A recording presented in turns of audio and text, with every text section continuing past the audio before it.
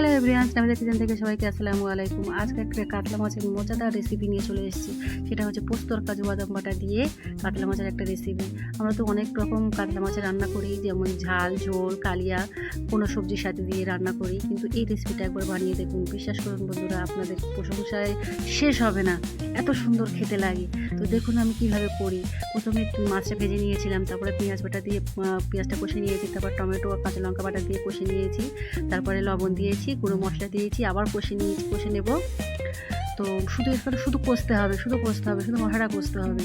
তারপরে আবার আদা রসুন বাটা দিয়েছি, আবার কষে নিয়েছি কিছুক্ষণ। তারপর শেষ পর্যায়ে আমি কাজু বাদাম বাটা আর পোস্ত বাটা দিয়েছি। এটা পরে খুব অল্প পরিমাণে কষতে হবে, বেশি কষলে হবে না, তাহলে ফ্লেভারটা উড়ে যাবে। তারপরে একটু সামান্য চিনি দিয়েছি, দিয়ে পানি দিয়েছি, দিয়ে একটু নেড়ে ছেড়ে নেবো। তারপরে ভাজা মাছগুলো ওপর দিয়ে দেবো।